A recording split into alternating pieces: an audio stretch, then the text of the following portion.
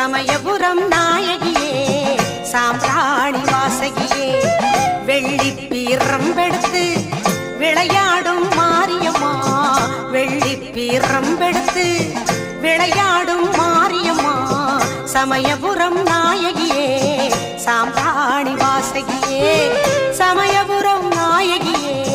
சாம்பிராணி வாசகியே